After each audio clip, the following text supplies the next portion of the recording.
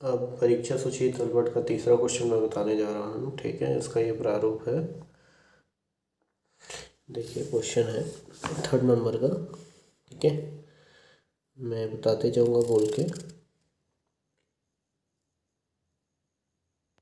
मैं पढ़ते जाऊँगा और लिखते जाऊँगा। ठीक है, तो सबसे पहले दिया हुआ है पूंजी।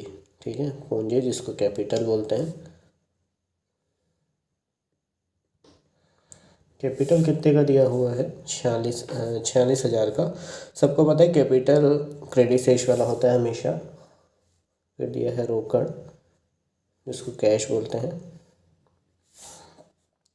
कैश कितना दिया हुआ है? 2,400। और कमीशन के बारे में लिखा हुआ है। जो कमीशन जो है, जो ये जो कमीशन है, ये क्या लिखा हुआ है? डेबिट लिखा हुआ है ना। उसके बाजू में से विकलित या इंग्लिश में डेबिट करके लिखा हुआ है, तो ये जाहिर सी बात है डेबिट ही होगा। फिर दिया है क्रय। क्रय दिया है 23,800 का। फिर उसके बाद लिखा हुआ है क्रय जिसको परचेज बोलते हैं।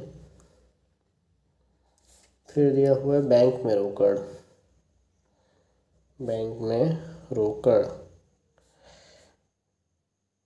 बैंक में रोकड़ कैश, कैश एट बैंक कितना दिया हुआ है? 5,100 का। अब आता है आहरण। आहरण जिसको इंग्लिश में बोलते हैं ड्राइंग्स। ये जो ड्राइंग्स है हमेशा याद रखना है, ये जो ड्राइंग्स होता है वो डेबिट होता है। व्यापार के लिए वो खर्चा होता है। ठीक है, बिजनेस के लिए वो एक खर्चा है, ध्यान रखना है। फिर दिया हुआ वेतन।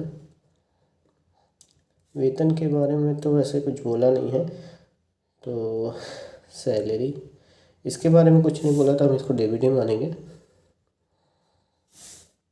फिर उसके बाद लिखा हुआ है वेतन के बाद दिया हुआ फर्नीचर। अब फर्नीचर जो दिया हुआ है, फर्नीचर इंग्लिश में भी फर्नीचर ही बोलेंगे इसको। फर्नीचर दिया हुआ है 22,200 का। ठीक है, फिर उसके बाद क्या लिखा हुआ है?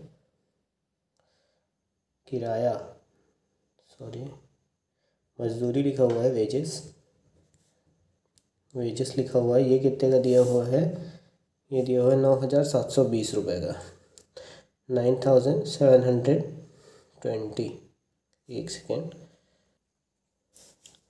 ठीक है, फिर अगला देखते हैं। अगला दिया हुआ है विक्रय। विक्रय दिया है 40,960 रुपये। सबको पता है विक्रय क्रेडिट शेष होता है। फिर उसके बाद लिखा हुआ विक्रय के बाद है, इसको इंग्लिश में सेल्स। फिर दिया हुआ किराया, रेंट 25-20। अब एक चीज़ याद रखना है, जब भी ऐसे किराया हो गया, कमीशन हो गया, ये मजदूरी हो गया, अगर उसके बारे में कुछ नहीं बोला तो हमको यही मानना है कि वो डेबिट ही होगा करके, क्योंकि वो खर्चा होता है। देनदार लिखा हुआ है, देनदार, डेटर्स कितना दिया हुआ है? 27,040, 27,040। फिर दिया हुआ है विविध व्यय। विविध व्यय इंग्लिश में सैंडरी, सैंडरी एक्सपेंसेस, EXP एक्सपेंसेस 120 दिया हुआ है। फिर क्रेडिटर लेनदार,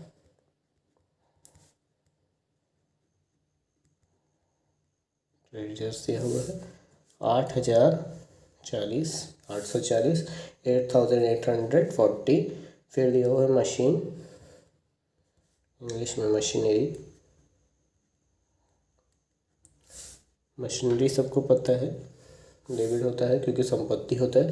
फिर दिया हुआ है विज्ञापन, विज्ञापन एडवर्टाइजमेंट, एडवर्टाइजमेंट 600 रुपये। एडवर्टाइजमेंट हमारे लिए खर्चा ही होगा। और दिया हुआ है ओपनिंग स्टॉक, प्रारंभिक स्कंध। ओपनिंग स्टॉक मैं पहले भी बता चुका हूँ, डेबिट होता है क्योंकि कोई भी स्कंध संपत्ति होगा। एक चीज़ शायद लिखना छूट गया है, बट्टा लिखना छूट गया है, बट्टा अपहार या बट्टा डिस्काउंट। और इसके भी कोष्टक में डेबिट लिखा हुआ है, ठीक है। तो ये डेबिट में ही आएगा 240 रुपये, ठीक है। अब इसका टोटल कर लेंगे। ये आएगा 95,800। हमेशा ये याद रखना कि यहाँ पे ऐसे 2 लाइन खींच के बंद कर दें, ठीक है।